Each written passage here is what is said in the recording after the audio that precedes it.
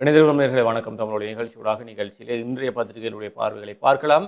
கைவசம் 4 பத்திரிகைகள் இருக்கிறது. முதலிலே வலம்புரி நாளிதழோடு இணைந்திருக்கலாம். வலம்புரி நாளிதழுடைய பிரதான தலைப்பு செய்தியாக அதிகார துஷ்பிரயோகத்தில் போலீஸ் அதிகாரிகள் ஈடுபடக்கூடாது, யாழில் போலீஸ் மா அதிபர் பிரியந்த வீரசூரிய தெரிவிப்பு. போலீஸ் அதிகாரிகள் அதிகார துஷ்பிரயோகத்தில் ஈடுபடக்கூடாது என போலீஸ் மா அதிபர் பிரியந்த வீரசூரிய தெரிவித்திருக்கிறார். தொடர்ச்சியான செய்தியை பார்க்கையில் யாழ்ப்பாணத்தில் குற்றச்செயற்பாடுகளின் ஊடாக ஈடுபட்டு சொத்துக்கள் தொடர்பான விசாரணை பிரிவு நேற்று பழைய போலீஸ் தலைமையக கட்டடத்தில் பொதுமக்கள் பாதுகாப்பு அமைச்சர் ஆனந்த விஜயபால தலைமையில் திறந்து வைக்கப்பட்டிருக்கிறது. இந்த நிகழ்வில் உரையாற்றிய போலீஸ் மா அதிபர் பிரியந்த வீரசூரிய, சட்ட அமைப்பில் இவ்வளவு அதிகாரம் உள்ள சட்டம் எதுவும் இல்லை. போலீஸ் அதிகாரிகளுக்கு அதிகபட்ச அதிகாரம் உள்ளது, ஆனால் அவர்கள் அதை துஷ்பிரயோகம் செய்யக்கூடாது. இந்த அதிகாரத்தை பொதுமக்களின் நன்மைக்காகவும் நாட்டில் சட்டத்தின் ஆட்சியை உறுதி செய்வதற்காகவும் பயன்படுத்த வேண்டும் என்று அவர் தெரிவித்திருக்கிறார் என்று பிரதான தலைப்பு செய்தி இருக்கிறது. ஏனைய முற்பக்க செய்திகளுக்குள் வடக்கு பாடசாலைகள் வளமை போல இன்று இயங்கும் ஆளுநர் செயலகம். வடக்கு மாகாணத்தில் பாடசாலைகள் என்று வளமை போல இயங்கும் என வடக்கு மாகாண ஆளுநர் செயலகம் தெரிவித்திருக்கிறது. இன்றைய தினம் பாடசாலை விடுமுறை தினமா என்ற கேள்வி மாணவர்கள் மத்தியிலும் ஆசிரியர்கள் மத்தியிலும் எழுந்திருக்கிறது. இதனால் ஆசிரியர்களும் மாணவர்களும் குழப்பமடைந்து காணப்படுகிறார்கள். இந்த நிலையில் இது குறித்து வடக்கு மாகாண ஆளுநர் செயலகத்தை தொடர்பு கொண்டு வினாவிய வேளை இன்றைய தினம் வடக்கில் உள்ள அனைத்து பாடசாலைகளும் வளமை போல இயங்கும் என தெரிவிக்கப்பட்டிருக்கிறது என்று அந்த செய்தி. அதேபோல சாகவச்சேரி தக்சியை ஏமாற்றியே நேபாளம் அழைத்து சென்றேன், சிஐடியிடம் செவ்வந்தி வாக்குமூலம், சிங்களம் தெரியாததால் ஆபத்தில் சிக்கிய தக்சி. சாகவச்சேரியை சேர்ந்த தக்சியை ஏமாற்றியே நேபாளம் அழைத்து சென்றேன் என போலீஸ் குற்றத்தடுப்பு பிரிவினரிடம் இசாரா செவ்வந்தி வாக்குமூலம் வழங்கியிருக்கிறார். இசாரா செவ்வந்தியிடம் நடாத்தப்பட்ட விசாரணையில் இசாராவின் முகத்திற்கு ஒத்த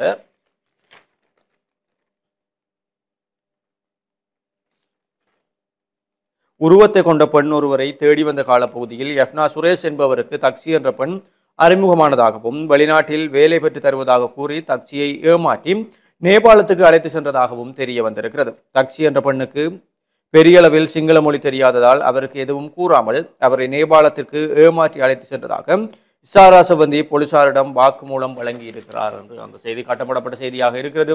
கிளிநொச்சிக்கு அழைத்து வரப்பட்ட செவ்வந்தி அடைக்கலம் கொடுத்த இருவர் கைது. கனேமுல்ல சஞ்சீவவின் கொலையுடன் தொடர்புடைய பிரதான சந்தேக நபரான இசாரா செவ்வந்திக்கு அடைக்கலம் கொடுத்த இருவர் கிளிநொச்சியில் நேற்றைய தினம் கைது செய்யப்பட்டிருக்கிறார்கள். இசாரா செவ்வந்தியின் கனேமுல்ல சஞ்சீவ கொலைக்கு பின்னர் இலங்கையில் பதுங்கியிருந்த இடங்களை போலீசார் விசேட சோதனைகள் நடாத்தி வருகின்றனர். இந்த நிலையில் நேற்று முன்தினம் இரவு இசாரா செவ்வந்தி கிளிநொச்சிக்கு அழைத்து வரப்பட்டிருந்தார். இதேவேளை கிளிநொச்சி அம்பாள்குளம் மற்றும் உதயநகர் பகுதியைச் சேர்ந்த இருவர் இசாராவிற்கு தங்குமிடம் வழங்கிய குற்றச்சாட்டில் கைது செய்யப்பட்டிருக்கிறார்கள் என்ற செய்தி காட்டப்படப்பட்ட செய்தியாக இருக்கிறது. அதேபோல ஏனைய முற்பக்க செய்திகளுக்குள் வெளிநாட்டு அலுவல்கள் அமைச்சின் பணிப்பாளர் நாயகமாக கோகுலரங்கன் பதவி ஏற்புகிற செய்தியும். கிளிநொச்சி அக்கராயனில் இளம் குடும்பஸ்தர் வெட்டி கொலை. கிளிநொச்சி அக்கராயனில் இளம் குடும்பஸ்தர் ஒருவர் வெட்டி படுகொலை செய்யப்பட்டிருக்கிறார். கிளிநொச்சி அக்கராயன் போலீஸ் பிரிவுக்குட்பட்ட ஸ்கந்தபுரம் ஈச்சங்குளம் பகுதியில் நேற்று அதிகாலை இந்த சம்பவம் இடம்பெற்றிருக்கிறது. இதில் அதே பகுதியைச் சேர்ந்த கௌரிராஜன் கஜன் வயது 24 என்ற ஒரு பிள்ளையின் தந்தையே உயிரிழந்தவர் ஆவார். முற்பகை காரணமாகவே இந்த கொலை இடம்பெற்றுள்ளதாக அக்கராயன் போலீசார் தெரிவித்திருக்கிறார்கள் என்ற செய்தி. அதேபோல ஐரோப்பா செல்வதே கனவு, சஞ்சீவ கொலைக்கு அதற்காகவே உதவினேன், விசாரணையில் செவ்வந்தி தெரிவிப்பு. குற்றச்செயற்பாடுகள் ஊடாக சொத்துக்கள் ஈட்டப்பட்டால் தொடர்பான விசாரணை பிரிவு யாழ்ப்பாணத்தில் திறந்து வைப்பு. 3,59,000 போதை மாத்திரைகளுடன் வவுனியாவில் இளைஞன் கைது என்ற செய்திகளும் வலம்புரியினுடைய முற்பக்க செய்திகளாக இருக்கிறது. தொடர்ச்சியாக வலம்புரியினுடைய உட்பக்க செய்திகளுக்குள் யாழ் போதனா வைத்தியசாலையில் நீரிழிவு சிகிச்சை நிலையத்தின் சேவைகள் மேலும் விரிவாக்கம் என்று தொடர்பான புகைப்படங்களும் பிரசுரிக்கப்பட்டிருக்கிறது. ஜனாதிபதி அனுரவுடன் பல்கலைக்கழக ஆசிரியர் சங்க சம்மேளனம் சந்திப்பு என்ற புகைப்படம் தாங்கிய செய்தி ஒன்றும். யாழ் உள்ளிட்ட கடற்பகுதிகளில் பலப்படுத்தப்படும் பாதுகாப்பு புலனாய்வு தகவல்களை அடுத்து பாதுகாப்பு அதிகாரிகள் தீர்மானம். பாதாள உலக குழு உறுப்பினர்கள் மற்றும் போதைப்பொருள் கடத்தல்காரர்கள் நாட்டை விட்டு தப்பியோடவும் போதைப்பொருள் உள்ளிட்ட பல்வேறு கடத்தல்களுக்காக அதிக அளவில் கடல்வழி மார்க்கங்களை பயன்படுத்துவதாக புலனாய்வு தகவல்கள் தெரிவிக்கின்றன. அதன் அடிப்படையில் யாழ்ப்பாணம், சிலாபம், தெவுந்தர உள்ளிட்ட 5 கடல்வழி மார்க்கங்களை குறிவைத்து பாதுகாப்பை பலப்படுத்த பாதுகாப்பு அதிகாரிகள் தீர்மானித்திருக்கிறார்கள். குறித்த கடற்பரப்புகளில் கடற்படை மற்றும் விமானப்படை பாதுகாப்பையும் தீவிரப்படுத்த திட்டமிட்டிருக்கிறது. படகுகளை பயன்படுத்தி மேற்கொள்ளப்படும் ஆட்கடத்தல்கள் மீண்டும் அதிகரித்துள்ள நிலையில் யாழ்ப்பாணம் மற்றும் சிலாபம் கடற்பரப்புகளை இலக்கு வைத்து குறித்த ஆட்கடத்தல் வியாபாரங்கள் அதிகரித்துள்ளதாக பாதுகாப்பு அதிகாரிகள் சுட்டிக்காட்டியிருக்கிறார்கள். இதேவேளை இந்தியா மற்றும் இலங்கை இடையே இடம்பெறும் போதைப் பொருள் உள்ளிட்ட கடத்தல்களும் அதிகரித்துள்ளதாக புலனாய்வு தகவல்கள் தெரிவிக்கின்றன. பாதாள உலக குழு உறுப்பினர் கனேமுல்ல சஞ்சீவ கொலை தொடர்பில் குற்றம் சாட்டப்பட்டிருக்கக்கூடிய இசாரா செவ்வந்தி மற்றும் குழுவினர் படகு மூலம் நாட்டை விட்டு தப்பி சென்றுள்ளமை தெரிய வந்திருக்கிறது. இந்த நிலையில் இந்தியாவிலிருந்து யாழ்ப்பாணத்துக்கு கடல் வழியாக மஞ்சள் மற்றும் இஞ்சி கடத்தலும் அதிக அளவில் இடம்பெறுவதாக அண்மையில் செய்திகள் வெளியாகி இருந்தமை குறிப்பிடத்தக்கது என்று அந்த செய்தி. தீபாவளி தினத்தை முன்னிட்டு 26 லட்சத்திற்கும் அதிகமான அகல் விளக்குகள் ஏற்றி உலக சாதனை என்ற புகைப்படம் தாங்கிய செய்தியும், எரிபொருள் கொடுப்பனவு வேண்டாம் பிரதமர் உள்ளிட்ட 48 எம்பிக்கள் கோரிக்கை. பிரதமர் கருணி அமரசூரிய உட்பட 48 பாராளுமன்ற உறுப்பினர்களும் தமக்காக பாராளுமன்றத்தால் வழங்கப்படும் எரிபொருள் கொடுப்பனவை நிறுத்துமாறு கோரிக்கை விடுத்திருக்கிறார்கள் என்ற செய்தி. ஆண்களிடையே அதிகரிக்கும் வாய் புற்றுநோய் நலிந்து தெரிவிப்பு என்ற செய்திகளும் தொடர்ச்சியாக விளையாட்டு செய்திகளுக்குள் முதலாவது ஒருநாள் போட்டியில் ஆஸ்திரேலியா அபார வெற்றி. இந்தியா மற்றும் ஆஸ்திரேலியா அணிகளுக்கு இடையிலான முதலாவது ஒருநாள் கிரிக்கெட் போட்டியில் ஆஸ்திரேலியா அணி 7 விக்கெட் வித்தியாசத்தில் வெற்றி பெற்றிருக்கிறார்கள். மகளிர் உலகக்கிண்ணம் போராடி விழுந்தது இந்திய அணி 4 ஓட்டங்களால் தவறியது வெற்றி என்ற செய்தியும், முத்தரப்பு தொடரில் விலகியது ஆப்கானிஸ்தான், புதிய அணியை சேர்ந்த பாகிஸ்தான் என்ற செய்திகள் விளையாட்டு செய்திகளாக இருக்கிறது. தொடர்ச்சியாக உள்நாட்டு செய்திகளுக்குள் போதைப்பொருள் பாவனையிலிருந்து சிறுவர்களை பாதுகாக்க வேண்டும் ஆளுநர் தெரிவிப்பு. போதைப்பொருள் பாவனையிலிருந்து சிறுவர்களை பாதுகாக்க வேண்டும். சிறுவர்களை இலக்கு வைத்து போதைப்பொருள் வலைப்பின்னல் உருவாக்கப்படுகின்றது. அதை உடைத்தெறிந்து அவர்களுக்கு பாதுகாப்பான சூழலை நாம் உருவாக்கி கொடுக்க வேண்டும். சிறுவர்கள் மீதான முதலீடு என்பது சிறப்பான எதிர்கால நாட்டுக்கான அடித்தளமாகும் என வடக்கு மாகாண ஆளுநர் வேதநாயகன் தெரிவித்திருக்கிறார் என்று அந்த செய்தியும் தொடர்ந்து செல்கிறது. ஐரோப்பிய நாடொன்றுக்கு செல்வதே எனது கனவு, அதற்காகவே சஞ்சீவ கொலை திட்டத்திற்கு உதவினேன், விசாரணையில் இசாரா தெரிவிப்பு. கெகல்பத்ர பத்மே ஐரோப்பிய நாடொன்றுக்கு அனுப்புவதாக வழங்கிய வாக்குறுதியின் அடிப்படையிலேயே இசாரா சம்பந்தி பாதாள உலக தலைவர் கணேமுல்ல சஞ்சீவவை சுட்டுக் கொள்ளும் திட்டத்தின் பின்னணியில் செயற்பட்டதாக விசாரணைகளில் தெரிய வந்திருக்கிறது. சஞ்சீவ கொலைக்கு இசாரா இந்த பணத்தையும் பெறவில்லை எனவும், ஐரோப்பிய நாடொன்றுக்கு செல்வதே இசாராவின் ஒரே கனவாக இருந்ததாகவும் தெரிவிக்கப்படுகிறது. இசாரா சம்பந்திக்கு வழங்கிய வாக்குறுதியை நிறைவேற்றுவதற்காக ஜே.கே. பாய் என்ற நபருக்கு பத்மே 65 லட்சம் ரூபாவை வழங்கி போலி கடவுச்சீட்டை தயாரித்து இசாராவை ஐரோப்பாவுக்கு அனுப்ப திட்டமிட்டிருந்ததாகவும் தெரிய வந்திருக்கிறது. சஞ்சீவ கொலைக்கு பத்மேவிடமிருந்து எந்த பணத்தையும் பெறவில்லை எனவும், நேபாளத்தில் தங்கியிருக்க அவர் மாதாந்தம் தனக்கு பணம் அனுப்பியதாகவும் இசாராவிடம் மேற்கொண்ட விசாரணைகளில் தெரிய வந்திருக்கிறது. தனது சிறு வயதிலிருந்தே கெகல்பத்ர பத்மேவின் போதைப்பொருள் கடத்தலுடன் தொடர்புபட்டிருந்ததாக இசாரா வெளிப்படுத்தி இருக்கிறார். தனது கனவை நனவாக்குவதாக உறுதியளித்த பின்னர் சஞ்சீவ கொலை திட்டத்திற்கு பத்மே இசாராவின் ஆதரவை பெற்றிருக்கிறார். இசாரா சம்பந்தி உட்பட நேபாளத்தில் கைது செய்யப்பட்ட 6 பேரையும் 90 நாட்கள் தடுத்து வைத்து விசாரிக்க அனுமதி பெறப்பட்டுள்ளமை குறிப்பிடத்தக்கது என்று அந்த செய்தியும். யாழ் கலைஞர்கள் திறமையானவர்கள், தலைவாசல் விஜய் புகழாரம். யாழ்ப்பாணத்து கலைஞர்கள் மிகவும் திறமையானவர்கள். அவர்களிடம் தொழில் நேர்த்தியை பார்த்து நிச்சயம் அவர்கள் ஒரு இடத்திற்கு செல்வார்கள். தங்கள் திறமையை அவர்கள் மென்மேலும் வளர்த்துக் கொள்வார்கள் என தென்னிந்திய நடிகர் தலைவாசல் விஜய் தெரிவித்திருக்கிறார். யாழ்ப்பாணத்தில் இடம்பெற்று வரும் கர்மா திரைப்பட படப்பிடிப்புக்காக யாழ்ப்பாணம் வருகை தந்துள்ள தலைவாசல் விஜய் நேற்று முன்தினம் ஞாயிற்றுக்கிழமை யாழ் ஊடக மையத்தில் ஊடக சந்திப்பு ஒன்றை நடாத்தியிருக்கிறார். குறித்த ஊடக சந்திப்பின் போதே அவர் இவ்வாறு தெரிவித்தார். மேலும் தெரிவிக்கையில், யாழ்ப்பாணம் வருகை தருவது 3வது தடவை. இறுதியாக 8 ஆண்டுகளுக்கு முன்னர் வருகை தந்திருந்தேன். அப்போது பார்த்த யாழ்ப்பாணத்திற்கும் தற்போதுள்ள யாழ்ப்பாணத்திற்கும் நிறைய வேறுபாடுகள் இருக்கிறது. அன்பாக மக்கள், அருமையான உணவுகள், மிக முக்கியமாக நகரம் மிக தூய்மையாக காணப்படுகிறது. இலங்கைக்கு சுற்றுலா வருவோர் நிச்சயம் யாழ்ப்பாணம் வருகை தர வேண்டும். குறிப்பாக இந்தியாவிலிருந்து வருவோர் யாழ்ப்பாணத்திற்கு கட்டாயம் வருகை தர வேண்டும். சென்னையிலிருந்து யாழ்ப்பாணத்துக்கு விமானம் உள்ளது. யாழ்ப்பாணம் வந்து இங்கே பார்வையிட வேண்டிய இடங்களை பார்வையிட்டு கொண்டு தென்னிலங்கை சென்று அங்கும் பார்வையிடுங்கள். பின்னர் கொழும்பிலிருந்து சென்னை திரும்பக்கூடிய மாதிரியோ அல்லது கொழும்பு ஊடாக வருகை தந்து யாழ்ப்பாணத்திலிருந்து சென்னை திரும்பக்கூடியவாறோ தமது பயண ஒழுங்குகளை மேற்கொள்ள முடியும். நாம் இம்முறை யாழ்ப்பாணத்திற்கு வருகை தந்ததும் யாழ்ப்பாண இளைஞர்களின் முயற்சியில் உருவாகும் கர்மா எனும் படத்தில் நடிப்பதற்காக வந்த எனக்கு அருமையான வரவேற்பு கிடைத்ததும் இங்குள்ளவர்கள் அன்பாக கவனித்துக் கொண்டார்கள். நான் இங்கு யாழ்ப்பாணத்தில் தமிழ் பேசி நடிப்பதில் தான் மிகவும் கஷ்டப்பட்டேன். யாழ்ப்பாண தமிழ் மிகவும் அழகானது. அதனை பேசி நடித்ததில் மிகவும் மகிழ்ச்சி. யாழ்ப்பாண தமிழ் பேச நீண்ட நேர பயிற்சி கூட எடுத்துக்கொண்டேன். நான் மீண்டும் எனது குடும்பத்துடன் யாழ்ப்பாணம் வந்து 1 வாரமாவது இங்கே தங்கியிருந்து விட்டு போக வேண்டும் என திட்டமிட்டிருக்கிறேன் என தலைவாசல் விஜய் தெரிவித்திருக்கிறார் என்று அந்த செய்தி காணப்படுகிறது. தொடர்ச்சியாக வலம்புரியினுடைய இன்றைய வெளிநாட்டு செய்திகளுக்குள், போர் நிறுத்தத்தை அப்பட்டமாக மீறியது இஸ்ரேல், காசாவில் சிதறி கிடக்கும் உடலங்கள். காசாவின் ரபா பகுதியில் நடாத்திய தாக்குதல் இஸ்ரேல் போர் நிறுத்த ஒப்பந்தத்தை ஹமாஸ் தரப்பு மீறியதால் இந்த தாக்குதல் நடாத்தப்பட்டதாக தெரிவிக்கப்பட்டிருக்கிறது. இஸ்ரேல் படையினர் நடாத்திய தாக்குதலில் 45 பேர் கொல்லப்பட்டதாக சர்வதேச ஊடகங்கள் செய்தி வெளியிட்டிருக்கிறது. அந்த செய்தி 2400 அடி உயரத்துக்கு வெடித்து சிதறிய எரிமலை என்ற செய்தியும், அடுத்த தேர்தலிலும் போட்டியிடுவேன் நெதன்யாகு அறிவிப்பு என்ற செய்திகள் வெளிநாட்டு செய்திகளாக இருக்கிறது. கடும் மழையால் ஒருவர் உயிரிழப்பு, 522 பேர் பாதிப்பு என்று நாடளாவிய ரீதியான வானிலை அறிக்கையின் தகவல். அதேபோல வலம்புரியினுடைய இன்றைய ஆசிரியர் தலையங்கமாக நேர்மை திறத்தினர் நாட்டை ஆள வேண்டும் என்ற தலைப்பிலே ஆசிய தலையங்கம். அதேபோல் உள்நாட்டு செய்திகளுக்குள் பாதாள குழுவுடன் தொடர்புடைய அரசியல்வாதிகளே விமர்சனம். அமைச்சர் நலிந்த ஜெயதிச தெரிவிப்பு. துறைமுகத்திலிருந்து பரிசோதிக்கப்படாமல் 323 கொள்கலன்கள் விடுவிப்பு. பாராளுமன்ற விசாரணை கோரியது எதிர்க்கட்சி. இலங்கையை சேர்ந்த இளம் குடும்பஸ்தர் மாலைதீவில் உயிரிழப்பு என்ற செய்தியும், விமான நிலையத்தில் வழங்கப்படும் சாரதி அனுமதிக்கான கட்டணம் அதிகரிப்பு என்ற செய்திகளும் காணப்படுகிறது. இவைதான் வலம்புரியினுடைய முக்கிய செய்திகளாக இருக்கிறது. தொடர்ச்சியாக உதய நாளிதழின் செய்திகளோடு இணைந்திருக்கலாம். உதயன் பத்திரிகையினுடைய செய்திகளை பார்க்கலாம். இசைப்பிரியா படுகொலை சூத்திரதாரி ஹெந்துவிதாரண போட்டுடைத்தார் பொன்சேகா விசாரணைக்கும் கோரிக்கை. இசைப்பிரியா படுகொலை செய்யப்பட்ட விடயத்தில் முன்னாள் ராணுவ பிரதானி கபில ஹெந்துவிதாரணவின் குழுவுக்கு தொடர்புள்ளது என்று முன்னாள் ராணுவ தளபதியான பொன்சேகா தெரிவித்துள்ளார் என்கிறதான செய்தி தலைப்பு செய்தியாக உதயன் பத்திரிகையிலே பிரசுரமாக இருக்கிறது. தொடர்ச்சியாக செய்திகளை பார்க்கின்ற போது இந்திய ராணுவத்தின் யாழ் போதனா படுகொலைகள் 38வது நினைவேந்தல் இன்று என்கிறதான ஒரு செய்தி பிரசுரமாக இருக்கின்றது. செவ்வந்திக்கு அடைக்கலம் கிளிநொச்சியில் 2 கைது. கனேமுள்ள சஞ்சீவவின் கொலையுடன் தொடர்புடைய பிரதான சந்தேக நபர்களில் ஒருவரான இசாரா செவ்வந்திக்கு மறைந்திருப்பதற்கு அடைக்கலம் கொடுத்த 2 போலீசாரால் கைது செய்யப்பட்டுள்ளனர். உருவானது தாளமுகம், வடக்கில் கனமழைக்கு வாய்ப்பு என்கிறதான கட்டமிடப்பட்டுள்ள ஒரு செய்தி. யாழ் போதனா மருத்துவமனையில் நீரிழிவு சிகிச்சைக்கு விரிவடைந்தது சேவை என்கிறதான ஒரு செய்தியும் பிரசுரமாக இருக்கின்றது. டெங்கு தொற்றால் 40,000 பேர் பாதிப்பு. இந்தியாவில் தமிழர் பிரதமரானால் மட்டுமே ஈழத்தமிழர்களுக்கு தீர்ப்பு, திருமாவளவன் தெரிவிப்பு என்கிறதான ஒரு செய்தி பிரசுரமாக இருக்கின்றது. இளைஞர் ஒருவர் வெட்டி கொலை அக்கராயனில் கோரம். மிகச்சிறந்த நிதி மேலாண்மை, மத்திய வங்கி ஆளுநருக்கு வாஷிங்டனில் கௌரவம் என்கிறதான படத்துடன் கூடிய ஒரு செய்தி. வாடகைக்கு வீடு எடுத்து கஞ்சா பயிரிட்டவர் கைது. தொடர்ச்சியாக உதயன் பத்திரிகையினுடைய உட்பக்க செய்திகளை நாங்கள் பார்க்கின்ற போது, தமிழருக்கு அளித்த உறுதிப்பாட்டை இந்தியா நிறைவேற்ற தவறியுள்ளது தயான் ஜெயதிலக சுட்டிக்காட்டு.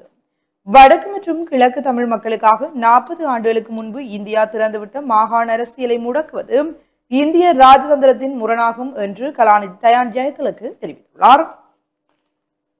மாவட்ட அலுவலகத்தில் ஓட்டுநர் உரிமங்கள் அடுத்த ஆண்டு முதல் குருநாகல், பதுளை மற்றும் அம்பாறை மாவட்ட அலுவலகங்கள் மூலம் ஒருநாள் சேவையின் கீழ் ஓட்டுநர் உரிமங்களை அச்சிட திட்டமிடப்பட்டுள்ளது என்று மோட்டார் போக்குவரத்து துறை தெரிவித்துள்ளது. அபிவிருத்தி தொடர்பான கலந்துரையாடல் என்கிறதான கட்டமிடப்பட்டுள்ள ஒரு செய்தி. வீதியில் தேங்கும் வெள்ளம், பயணிகள் பெரும் சிரமம். கொழும்புத்துறை விபுலானந்தா வீதியை மூடி மழை வெள்ளம் தேங்கி இருப்பதனால் குறித்த வீதியூடாக போக்குவரத்து பெரிதும் பாதிக்கப்பட்டுள்ளது என்கிறதான ஒரு செய்தி பிரசுரமாக இருக்கின்றது. முல்லை மருத்துவமனையில் மருத்துவர்கள் பற்றாக்குறை, உரிய நடவடிக்கை எடுக்குமாறு ரவிகரன் எம்பியிடம் கோரிக்கை. தொடர்ச்சியாக உட்பக்க செய்திகளை பார்க்கின்ற போது, இயற்கை விவசாயத்தை ஊக்குவிக்க நடவடிக்கை. ஏற்றுமதி சந்தையை இலக்காக கொண்டு பழங்கள் மற்றும் காய்கறிகளின் இயற்கை விவசாயத்தை ஊக்குவிப்பதற்கான நடவடிக்கைகளை துரிதப்படுத்த இலங்கை முடிவு செய்துள்ளது என்று கூறப்படுகின்றது. அடிப்படை வசதிகளற்ற பேசாலை மருத்துவமனை என்கிறதான படத்துடன் கூடிய ஒரு செய்தி. அதிக ஆண்களுக்கு வாய் புற்றுநோய். இலங்கையில் ஆண்கள் அதிகம் வாய் புற்றுநோய்க்கு முகம் கொடுக்கின்றனர் என்று சுகாதார அமைச்சர் நலிந்த ஜெயதிச தெரிவித்துள்ளார். பாடசாலை மாணவர்கள் மற்றும் வயது வந்தவர்கள் பல் நோய்களால் பாதிக்கப்படுவது அடையாளம் காணப்பட்டுள்ளது. இந்த நிலைமைகளிலிருந்து குழந்தைகள் மற்றும் மக்களை பாதுகாக்கவும் விழிப்புணர்வை ஏற்படுத்தவும் சுகாதார மேம்பாட்டு நடவடிக்கைகளில் சுகாதார கல்வி திட்டங்களை செயற்படுத்த வேண்டும். நாட்டில் ஆண்களிடையே வாய் புற்றுநோய் பெரும் பிரச்சனையாக உள்ளது. வாய் புற்றுநோயை தடுப்பதற்கு முன்கூட்டியே கண்டறிவது அவசியம் என்கிறார் என்கிறதான அந்த செய்தி தொடர்கின்றது. டெங்கு தொற்றால் 40,000 பேர் பாதிப்பு. ரயில் சேவைகள் வழமைக்கு. களனி வழிப்பாதையின் தொடருந்து சேவைகள் வழமைக்கு திரும்பியுள்ளன என்று ரயில் திணைக்களம் தெரிவித்துள்ளது. குற்றக்குழுக்களோடு உறவாடும் போலீசாரை கண்டறிய திட்டம். போலீஸ் திணைக்களத்தில் உயர் பதவிகள் முதல் கடைநிலை பதவிகள் வரை பல்வேறு பதவிகளில் உள்ளவர்கள் ஒழுங்கமைக்கப்பட்ட குற்றக்குழுக்களுடன் தொடர்புகளை பேணி வருகின்றமை தொடர்பில் ஆராய்வதற்கு விசேட நடவடிக்கை எடுக்கப்பட உள்ளது என்கிறதான கட்டமிடப்பட்டுள்ள ஒரு செய்தி. நீர்த்தேக்கங்களின் நீர்மட்டம் உயர்வு. நாட்டில் கடந்த சில நாட்களாக பெய்து வரும் பலத்த மழை காரணமாக நீர்த்தேக்கங்களின் நீர்மட்டம் வேகமாக உயர்ந்துள்ளது என்று நீர்ப்பாசன திணைக்களம் தெரிவித்துள்ளது. மதுவரி உத்தியோகத்தர்களுள் 20% மோசடியாளர்கள். மதுவரி திணைக்களத்தின் உத்தியோகத்தர்களில் 20 முதல் 30% மோசடியாளர்கள் என இலங்கை மதுவரி திணைக்கள ஆணையாளர் NH பிரேமரத்ன தெரிவித்துள்ளார். தொட்டிக்குள் வீழ்ந்து இளைஞர் உயிரிழப்பு. முந்தல் போலீஸ் பிரிவின் பத்லுவோயா பிரதேசத்தில் ராள் பண்ணை ஒன்றின் தண்ணீர் தொட்டிக்குள் வீழ்ந்து இளைஞர் ஒருவர் உயிரிழந்துள்ளார். உயிரிழந்தவர் வவுனியாவை சேர்ந்த 24 வயதுடையவர் என்று தெரிவிக்கப்படுகின்றது. இறந்தவர் வலிப்பு நோயால் தண்ணீர் தொட்டிக்குள் வீழ்ந்திருக்கலாம் என்று முதற்கட்ட விசாரணைகளின் அடிப்படையில் நம்பப்படுகிறது. இந்த சம்பவம் தொடர்பில் முந்தன் போலீசார் விசாரணைகளை முன்னெடுத்து வருகின்றனர். இசாராவிடம் தீவிர விசாரணை. வெளியே வரும் புதிய தகவல்கள். நேபாளத்தில் கைது செய்யப்பட்டு நாட்டுக்கு அழைத்து வரப்பட்ட இசாரா சிப்பந்தி உள்ளிட்ட சந்தேக நபர்களுடன் தற்போது தீவிர விசாரணைகள் முன்னெடுக்கப்பட்டுள்ளன. கடந்த சில நாட்களாக விசாரணைகளுக்காக இசாரா சிப்பந்தி அழுக்கம, தொடர்ந்துவ, மித்தனிய உள்ளிட்ட பல பகுதிகளுக்கு அழைத்து செல்லப்பட்டுள்ளார். அவர் நேற்றைய தினம் கிளிநொச்சி பகுதிக்கு அழைத்து செல்லப்பட்டார் என்றும் கூறப்படுகின்றது. அதேவேளை இசாராவுடன் கைது செய்யப்பட்ட தக்ஷி என்ற பெண்ணை ஏமாற்றியே நேபாளத்துக்கு அழைத்து சென்றுள்ளனர் என்ற தகவல்களும் வெளியாகியுள்ளன. கேகல் பத்னேவின் ஆலோசனைக்கமைய இசாராவின் தோற்றத்தை ஒத்த யுவதி ஒருவரை தேடும் பணியில் சுரேஷ் என்பவர் ஈடுபட்ட போதே தக்ஷியை அவர்கள் சந்தித்துள்ளனர் என்று கூறப்படுகின்றது. தக்ஷிக்கு வெளிநாட்டு வேலை வாய்ப்பு பெற்றுத் தருவதாக கூறிய நேபாளம் அழைத்து சென்றுள்ளனர் என்றும் தகவல்கள் வெளியாகியுள்ளன என்கிறதான கட்டமிடப்பட்டுள்ள செய்தி பிரசுரமாக இருக்கிறது. கடலில் விழுந்து நொறுங்கிய சரக்கு விமானம். சீனாவில் உள்ள ஹாங்காங் சர்வதேச விமான நிலையத்தில் நேற்று அதிகாலை சரக்கு விமானம் ஒன்று தரையிறங்கும் போது விபத்துக்குள்ளாகி கடலில் விழுந்து நொறுங்கியதில் விமான நிலைய ஊழியர்கள் 2 உயிரிழந்துள்ளனர் என்று சர்வதேச ஊடகங்கள் செய்தி வெளியிட்டுள்ளன. தொடர்ச்சியாக உட்பக்க செய்திகளை பார்க்கின்ற போது போர் நிறுத்தத்தை மீறியது ஸ்டேல். கமாஸ் குற்றச்சாட்டு. உதவிகளை நிறுத்திய ஸ்டேல். போர் நிறுத்தத்தை ஸ்டேல் அப்பட்டமாக மீறியுள்ளது என்று கமாஸின் மூத்த உறுப்பினர் இஸ்தாஸ் அல் ரிக்ஸ் குற்றம் சாட்டியுள்ளார் என்கிறதானது செய்தி. ஸ்டேலில் தாக்குதலில் 18 பேர் பலி. போதைப்பொருள் நீர்மூழ்கி அமெரிக்க படைகளால் அழிப்பு. கரீபியன் கடற்பகுதியில் போதைப்பொருள் கடத்திய நீர்மூழ்கி கப்பல் ஒன்றை அமெரிக்க படைகள் தாக்கி அளித்துள்ளன. இந்த சம்பவத்தில் போதைப்பொருள் கடத்தல் சம்பவத்துடன் தொடர்புடைய 2 கொல்லப்பட்டதுடன் 2 கைது செய்யப்பட்டுள்ளனர். நெப்போலியன் கால நகைகள் நூதன முறையில் கொள்ளை. பிரான்ஸ் தலைநகரில் பாரிஸில் உள்ள இலுவ அருங்காட்சியகத்தில் வைக்கப்பட்டிருந்த நெப்போலியன் காலத்து நகைகள் கொள்ளையிடப்பட்டுள்ளன. இந்த கொள்ளை சம்பவம் கடந்த சனிக்கிழமை நடந்துள்ளது. ஹெட்ராலிக் ஏணியை பயன்படுத்தி அருங்காட்சியகத்தில் நுழைந்த கொள்ளையர்கள் அப்போலா வளாகத்தில் உள்ள பிரெஞ்சு மன்னர்கள் மற்றும் ராணிகள் பயன்படுத்திய 9 கிரீடங்கள் மற்றும் நகைகளை கொள்ளையடித்துள்ளனர் என்கிறதான இந்த படத்துடன் கூடிய செய்தி பிரசுரமாக இருக்கிறது. பேருந்து விபத்துக்குள்ளானதில் 17 சுற்றுலாவிகள் உயிரிழப்பு என்கிறதான ஒரு செய்தி. தொழில் முயற்சியாளர்கள் விற்பனை கண்காட்சி என்கிறதான படத்துடன் கூடிய ஒரு செய்தி பிரசுரமாக இருக்கின்றது. யானை தாக்கி குடும்ப பெண் உயிரிழப்பு. வவுனதீவு பாதகல்மடு கிராமத்தில் காட்டு யானை தாக்கி குடும்ப பெண் ஒருவர் உயிரிழந்துள்ளார். தொடர்ச்சியாக இறுதிப்பக்க செய்திகளை பார்க்கின்ற போது ஆளணி வள பற்றாக்குறையில் வவுனியா கல்வியியற் கல்லூரி திருப்பி அனுப்பப்பட்டது ரூபாய் 38 மில்லியன் நிதி. கல்லூரியின் பீடாதிபதி சுட்டிக்காட்டு. வவுனியா தேசிய கல்வியியற் கல்லூரியில் ஆளணி வெற்றிடங்கள் மற்றும் வள பற்றாக்குறைகள் நிறைந்து காணப்படுவதனால் பலத்த இடர்பாடுகள் ஏற்பட்டுள்ளது. இதனால் வினைத்திறனான முறையில் கல்வியியல் கல்லூரியை கொண்டு நடத்த முடியாத நிலை காணப்படுவதாகவும் வவுனியா தேசிய கல்வியியற் கல்லூரியின் பீடாதிபதி ஜி கமலகுமார் தெரிவித்துள்ளார். நாடாளுமன்ற உறுப்பினர் ரவிகரன் வவுனியா தேசிய கல்வியியற் கல்லூரிக்கு நேரடியாக சென்று கல்வியியற் கல்லூரியின் பீடாதிபதி மற்றும் விரிவுரையாளர்களுடன் கலந்துரையாடி குறைபாடுகள் தொடர்பில் கேட்டறிந்த போது இந்த விடயம் தெரிவிக்கப்பட்டுள்ளது என்கிறதானது செய்தி பிரசுரமாகி இருக்கிறது. தொடர்ச்சியாக செய்திகளை பார்க்கின்ற போது அரச பட்டங்களை துறந்தார் ஆண்ட்ரூ. அமெரிக்க பாலியல் குற்றவாளி ஜெப்ரி எப்ஸ்டீனுடன் இருந்த தொடர்பு மற்றும் பாலியல் வன்கொடுமை குற்றச்சாட்டுகள் காரணமாக பிரிட்டன் மன்னர் சார்ல்ஸின் இளைய சகோதரனான இளவரசர் ஆண்ட்ரூ தனது அரச பட்டங்கள் மற்றும் கௌரவங்களை பயன்படுத்துவதை துறப்பதாக அதிகாரப்பூர்வமாக அறிவித்துள்ளார் என்கிறதானது செய்தி பிரசுரமாக இருக்கின்றது. தென்மராட்சியில் குரங்குகளை கட்டுப்படுத்த துப்பாக்கிகள் கொள்வனவு. தென்மராட்சியில் குரங்கு தொல்லையை கட்டுப்படுத்தும் நோக்கில் சபை நிதியிலிருந்து துப்பாக்கிகள் கொள்வனவு செய்வதற்கு தீர்மானம் மேற்கொள்ளப்பட்டுள்ளது. யாழ் புலனறுவை இடையே நல்லிணக்க களப்பயணம் என்கிறதான செய்திகள் இன்றைய உதயன் பத்திரிகையிலே பிரசுரமாக இருக்கின்ற பிரதான செய்திகளாக அமைந்திருக்கின்றன. தொடர்ச்சியாக நாங்கள் தினக்குரல் பத்திரிகையினுடைய செய்திகளை பார்க்கலாம். தினக்குரல் நாளிதழுடைய பிரதான தலைப்பு செய்தியாக வங்காள விரிகுடாவில் உருவானது தாளமுக்கம். வடக்கு கிழக்கில் கனமழைக்கு வாய்ப்பு. மீனவர்கள் கடலுக்கு செல்வதையும் தவிர்க்கவும். வங்காள விரிகுடாவில் இன்றைய தினம் உருவாகும் என எதிர்பார்க்கப்பட்ட தாளமுக்கம் நேற்றைய தினமே உருவாகி இருக்கிறது என்று தினக்குடைய பிரதான தலைப்பு செய்தி இருக்கிறது. ஏனைய முற்பக்க செய்திகளுக்குள் தீபாவளி தினத்தில் கிளிநொச்சியில் இளம் குடும்பஸ்தர் வெட்டி படுகொலை என்ற கட்டமிடப்பட்ட செய்தி ஒன்று. அதேபோல அனர்த்தங்களை எதிர்கொள்ள சகல மாவட்டத்திற்கும் இராணுவ குழுக்கள். நாட்டில் நிலவும் சீரற்ற வானிலை காரணமாக ஏற்படக்கூடிய அனர்த்த நிலைமைகளை கருத்தில் கொண்டும் அனைத்து மாவட்டங்களுக்கும் இராணுவ குழுக்களை அனுப்பி வைப்பதற்கு தீர்மானிக்கப்பட்டிருக்கிறது. இராணுவ ஊடக பேச்சாளர் பிரிகேடியர் MGRS மெதகொட இதனை தெரிவித்திருக்கிறார். இதனிடையே நிலவும் சீரற்ற வானிலை காரணமாக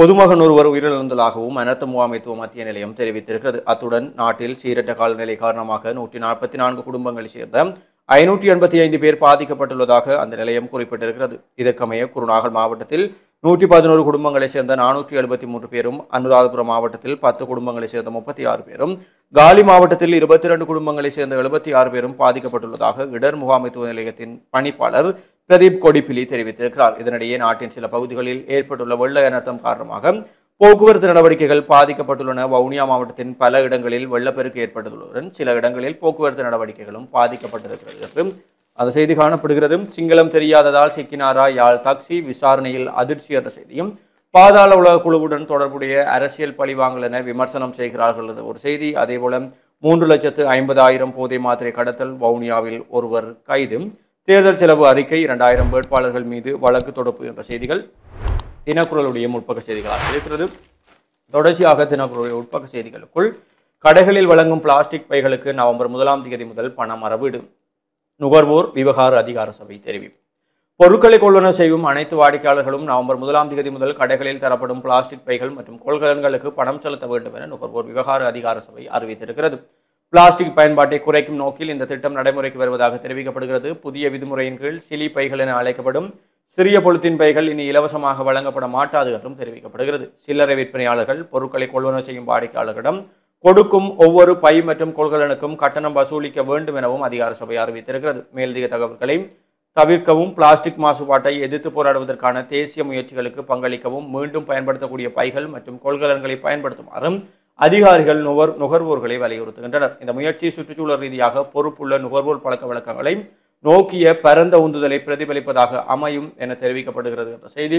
கல்வி சீர்திருத்தங்கள் தொடர்பில் புதிய பாடத்திட்டங்கள் விரைவில் அறிமுகம், கல்வி அமைச்சு அறிவிப்பு என்ற செய்தியும், தேசிய பூங்கா சென்று வெள்ளத்தில் சிக்கிய சுற்றுலா பயணிகள் என்ற செய்தி, அதேபோல பிரதமர் உள்ளிட்ட 48 எம்பிக்கள் எரிபொருள் கொடுப்பனவை நிறுத்துமாறு கோரிக்கை என்ற செய்திகளும் காணப்படுகிறது.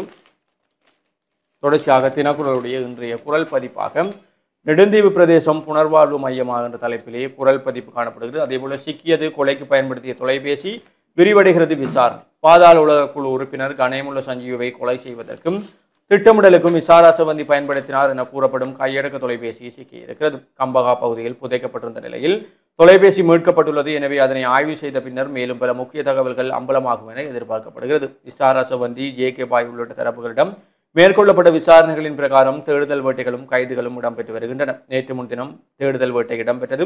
இதற்கமைய இசாரா சிவந்தி போலீசாரிடம் சிக்காமல் தலைமறைவாக இருப்பதற்கு ஒத்துழைப்பு வழங்கினார் என கூறப்படும் 4 கொழும்பு குற்றத்தடுப்பு பிரிவினரால் கைது செய்யப்பட்டிருக்கிறார்கள். இவர்களில் போலீஸ் கான்ஸ்டபிளும் ஒருவராக இருக்கிறார். அவர் தனது அத்தையின் வீட்டில் செவ்வந்திக்கு அடைக்கலம் கொடுத்தார் என கூறப்படுகிறது. கைது செய்யப்பட்டு தடுப்பு காவலில் வைக்கப்பட்டுள்ள இசாரா செவ்வந்தியிடம் மேற்கொள்ளப்பட்ட விசாரணைகளின் பிரகாரமே இக்கைது இடம்பெற்றுள்ளது. செவ்வந்தி தலைமறைவாகி இருந்த இடங்களும் மற்றும் சென்ற இடங்களுக்கும் அவரை நேரில் அழைத்து சென்று விசாரணைகள், தேடுதல்கள் இடம்பெற்று வருகின்றன. அதேவேளை கொலை சம்பவம் இடம்பெற்ற பின்னர் 2 மாதங்கள் வரை செவ்வந்தி மதுகம மற்றும் மித்தனிய பகுதிகளில் தலைமறைவாகி இருந்திருக்கிறார். அதன் பின்னர் வெளிநாடு சென்றுள்ளார். உள்ளூராட்சி சபை தேர்தல் நடந்த மே மாத கால பகுதியிலேயே அவர் வெளிநாட்டுக்கு தப்பி சென்றிருக்கிறார் எனவும் தகவல்கள் தெரிவிக்கின்றன என்ற செய்தி. படுகொலை செய்யப்பட்ட ஊடகவியலாளர் நிமலராஜனின் 25வது ஆண்டு நினைவேந்தல் நிகழ்வு நேற்று முன்தினம் ஞாயிற்றுக்கிழமை யாழ் ஊடக அமையத்தின் தலைவர் கு. செல்வகுமார் தலைமையில் இடம்பெற்றது என்று நினைவேந்தல் தொடர்பான புகைப்படங்களும் பிரசுரிக்கப்பட்டிருக்கிறது. 2026 ஆண்டு வரவு செலவு திட்டம் மக்களின் எதிர்பார்ப்புகளை நிறைவேற்றும் விதமாக அமையும். சாகவச்சேரி நகரசபை தவிசாளர் ஸ்ரீ பிரகாஷ் தெரிவிக்கும். பெரும்போக பயிற்சியை அளிக்கும் கட்டாக்காளிகள் அதிகாரிகளின் பாராமுகம். கிளிநொச்சி மாவட்டத்தில் மேற்கொள்ளப்பட்டுள்ள பெரும்போக நெச்சைக்கான கால்நடை கட்டுப்பாட்டு திகதி அறிவிக்கப்பட்டும் இதுவரை குறித்த பகுதிகளுக்கான கமக்கார் அமைப்புகள், கமநல சேவை நிலையங்கள் இதுவரை கால்நடைகளை கட்டுப்படுத்தும் நடவடிக்கைகள் எடுக்காமையினால் தினமும் இரவு பகலாக கட்டாக்காளி கால்நடைகளால் பெரும்போக பயிற்சியை அளிக்கப்பட்டு வருகிறது என்று தெரிவிக்கப்பட்டிருக்கிறது என்ற செய்தி. தொடர்ச்சியாக உள்நாட்டு செய்திகளுக்குள் முல்லைத்தீவு வைத்தியசாலையின் வளப்பற்றாக்குறைகள் தொடர்பில் கேட்டறிந்தார் நாடாளுமன்ற உறுப்பினர் என்ற புகைப்படம் தாங்கி செய்தி. போதைகளற்ற மேதைகள் சமுதாயத்தை உருவாக்குவோம், மாணவர்களுக்கு விழிப்புணர்வு நிகழ்வு. யாழ்ப்பாணத்தில் தொல்பொருள் சின்னங்களை பார்வையிட்ட புத்த சாசன அமைச்சர் என்ற புகைப்படம் தாங்கிய செய்தி ஒன்றும் காணப்படுகிறது. அதேபோல் வெளிநாட்டு செய்திகளுக்குள் ட்ரம்பை கொள்ள சதி முறியடித்தது IMF என்ற செய்தி. அதேபோல் டொனால்ட் ட்ரம்புக்கு எதிராக அமெரிக்கா முழுவதும் வெடித்தது போராட்டம். வீதிகளில் இறங்கி 70 லட்சம் பொதுமக்கள், மன்னர்கள் வேண்டாம், வான் அதிர்ந்தது கோஷம் என்று போராட்டம் தொடர்பான புகைப்படங்களும் பிரசுரிக்கப்பட்டிருக்கிறது. தொடர்ச்சியாக உள்நாட்டு செய்திகளுக்குள் இசாரா சம்பந்திக்கு தங்குமிடம் பெற்றுக் கொடுத்தவருக்கும் மறியல் குற்றத்தடுப்பு போலீசார் தொடர்ந்து விசாரணை. கொலை சந்தேக நபரான இசாரா சம்பந்திக்கு தங்குமிட வசதிகளை ஒழுங்கமைத்து கொடுத்த குற்றச்சாட்டில் கைதான களுத்துறை மதுகம பகுதியைச் சேர்ந்த வீட்டு உரிமையாளரை எதிர்வரும் 24ஆம் தேதி வரை விளக்கமறியலில் வைக்க கொழும்பு நீதவான் நீதிமன்றம் உத்தரவிட்டிருக்கிறார்கள் என்ற செய்தி. வெளிநாடு செல்லும் ஆசையிலேயே கொலைக்கு உடந்தையாக இருந்தேன் இசாரா சம்பந்தி வாக்குமூலம் என்று இயலவே பார்த்த செய்தியொன்றும். பேஸ்புக் களியாட்ட நிகழ்வு சுற்றி வளைப்பு 30 பேர் கைது. நுவரெலியா கிரிகரிவாவிக்கு அருகில் 4வது வாகன திரைப்படத்தில் இடம்பெற்ற பேஸ்புக் களியாட்ட நிகழ்வை சுற்றி வளைத்த போலீசார் போதைப் பொருட்களுடன் 30 பேரை கைது செய்திருக்கிறார்கள். இந்த பேஸ்புக் களியாட்ட நிகழ்வு ஞாயிற்றுக்கிழமை காலை ஆரம்பிக்கப்பட்டு திங்கட்கிழமை அதிகாலை வரை இடம்பெற்றுள்ளதாக போலீசார் தெரிவித்திருக்கிறார்கள். குறித்த விசேடம் தேடுதல் நடவடிக்கைகள் நுவரெலியா பிரதான நகருக்குள் நுழையும் அனைத்து பிரதான வீதிகளையும் மறித்து சோதனை சாவடிகள் அமைத்து மோப்ப நாய்களின் துணையுடன் நடைபெற்றுள்ளதும் போதைப் பொருட்களுடன் பேஸ்புக் களியாட்ட நிகழ்வு ஒன்று நடைபெறுவதாக போலீசாருக்கு கிடைக்கப்பட்ட ரகசிய தகவலுக்கு அமைவாகவே இந்த சுற்றிவளைப்பு மேற்கொள்ளப்பட்டு சந்தேக நபர்கள் கைது செய்யப்பட்டிருக்கிறார்கள் என்று தெரிவிக்கப்படுகிறது. அதேபோல மகாஓயா தெதிர்ஓயா நீர் வெளியேற்று பகுதிகளுக்கு வெள்ள அபாய எச்சரிக்கை. குளவிக்கொட்டுக்கு இலக்கான 3 பேர் வைத்தியசாலையில் என்ற ஒரு செய்தியும் காணப்படுகிறது. இலங்கையில் பல் மருத்துவ சங்கத்தின் 93வது தலைவராக வைத்தியர் ஆனந்த ரத்நாயக்க நியமனம் என்ற புகைப்படம் தாங்கிய செய்தி. வீட்டின் வாசல் மட்டும் சுத்தம் போதுமா, வீதிகளுக்கு யார் பொறுப்பு என்றும் மதுயினி மதிவதனன் அவர்களுடைய கட்டுரை ஒன்றும் பிரசுரிக்கப்பட்டிருக்கிறது. தினக்குரலுடைய ஆசிரியர் தலையங்கமாக திடீர் செல்வந்தவர்களின் வேஷம் கலைக்கப்படுமா? இலங்கையில் திடீர் செல்வந்தவர்களின் எண்ணிக்கை கடந்த சில வருடங்களில் சடுதியாக உயர்ந்ததை நாங்கள் கண்டிருக்கிறோம். விசேடமாக வடமாகாணத்தில் அவ்வாறான திடீர் செல்வந்தர்கள் பலரை நாங்கள் நேரடியாகவே கண்டிருக்கிறோம், இப்போதும் காணலாம். முறையாக ஒரு வேலைக்கு சென்று மாதாந்த சம்பளம் வாங்கும் ஒருவரால் கூட வாழ முடியாத சொகுசு வாழ்க்கையை எந்த வேலைக்கும் செல்லாமல் எந்த தொழிலும் செய்யாமல் இங்கே சிலர் வாழ்ந்து கொண்டிருக்கிறார்கள். சிலருக்கு இது வினோதமாக இருக்கலாம், ஆனால் அதுதான் உண்மை. பல சந்தர்ப்பங்களில் நமக்கு அவர்கள் என்ன செய்கிறார்கள், எப்படி பணம் பெறுகிறார்கள் என்பதெல்லாம் தெரிந்திருந்தாலும் கூட அதை குறித்து பேசுவதில் பொதுமக்கள் மட்டுமல்ல பல சந்தர்ப்பங்களில் ஊடகங்கள் கூட பேச முடியவில்லை. காரணம் அவர்களின் பின்னால் இருந்த அரசியல் செல்வாக்கும் அடியாட்களும் மட்டும்தான். இதனை பொதுமக்கள் பலர் நேரடியாக அனுபவித்திருப்பார்கள். ஆக இந்த நாட்டின் அரசியல் கலாச்சாரம் குற்றவாளிகளை ஊட்டி வளர்த்தும் செல்வந்தர்களாக்கிய கதை நமக்கு தெரியும். மறுபக்கம் சில அரசு அதிகாரிகள் மற்றும் அரசியல்வாதிகள் திடீர் செல்வந்தர்களாக மாறியிருக்கிறார்கள். சில அரசு அதிகாரிகளுக்கு ஒன்றுக்கும் மேற்பட்ட வீடுகள் உள்ளனவா? சிலர் கனரக வாகனங்களை வாங்கி மணல் கள்ளர்களூடாக மணல் ஏற்றுகிறார்களா? சில அரசு அதிகாரிகள் தங்கள் வேலை செய்த மாவட்டங்களில் எல்லாம் காணிகளை வைத்திருக்கிறார்களா? இப்படி நீளமான பட்டியல் உள்ளது. ஆகவேதான் ஊழல் மோசடிகள் தொடர்பில் அரசாங்கம் நடவடிக்கை எடுக்க விரும்பினால் அதனை அரசியல்வாதிகளிடம் அல்லது அரசியலில் மட்டும் செய்யக்கூடாது. அரசியல்வாதிகளுக்கு சற்றும் தலைக்காத அரசாங்க அதிகாரிகள் இங்கே இருக்கிறார்கள். அவர்களிடத்திலிருந்தே தேட வேண்டும் என பொதுமக்கள் எதிர்பார்க்கிறார்கள். அந்த எதிர்பார்ப்பு நியாயத்தை அரசாங்கம் உணர்ந்திருக்கிறது. அதன் விளைவாக குற்றச்செயல்களூடாக ஈட்டப்பட்ட சொத்துக்கள் தொடர்பில் விசாரிப்பதற்கான போலீஸ் பிரிவை அரசாங்கம் ஸ்தாபித்திருக்கிறது. விசேடமாக பொதுமக்கள் தங்கள் முறைப்பாடுகளை வழங்கவும் ஒழுங்குகள் செய்யப்பட்டிருக்கிறது. வழக்கம் போல போலீசாருக்கு பொதுமக்கள் கொடுக்கும் முறைப்பாடுகள் குற்றவாளிகளின் காதில் ஓதப்படுவதை போல இல்லாமல் மக்களின் முறைப்பாடு நேர்மையாக அணுகப்படுவதை அரசாங்கம் உறுதி செய்ய வேண்டும். அது மிகவும் அவசியமான ஒன்றாகும். மறுபக்கம் கொழும்பில் இருந்து கொண்டு நடவடிக்கைகளை எடுக்காமல் அரசாங்கம் மாவட்ட ரீதியில் அல்லது மாகாண ரீதியில் அலுவலகங்களை நிறுவி அதற்கான ஆளணிகளை உருவாக்குவதற்கான ஊடான ஆரோக்கியமான சேவையை முன்னெடுக்க முடியும். அப்படி நடந்தால் இங்குள்ள மணல் கள்ளன், போதை வியாபாரி, மரக்கள்ளன், கடத்தல்காரன் போன்றவர்களின் செல்வந்தர் வேஷம் கலைக்கப்படும். பல அரசு சேவையாளர்களின் வேஷம் கலைக்கப்படும். அது நடக்க வேண்டும் என்பதுதான் மக்களின் அவா என்று அந்த ஆசிரியர் தலையங்கம். இறுதி பக்க விளையாட்டு செய்திகளுக்குள் நியூசிலாந்தை வீழ்த்தி இங்கிலாந்து பெருவெற்றி என்ற ஒரு செய்தி. 7 ஆண்டுகளுக்கு பிறகு பெர்த் ஆடுகளத்தில் நடந்தது சம்பவம். 3 வடிவிலான கிரிக்கெட்டிலும் கேப்டனாக கில்லின் மோசமான சாதனை என்ற செய்தியும் காணப்படுகிறது. இவைதான் தினக்கருடைய முதன்மை செய்திகளாகவும் இன்றைக்கு புலந்திருக்கக்கூடிய நாளிதழ்களுடைய முக்கிய செய்திகளாகவும் இருக்கிறது. தொடர்ந்து மனிதர்கள் நேர்களே சிறிய ஒரு விளம்பர இடைவெளிக்கு பிறகு மீண்டும் சந்திப்போம்.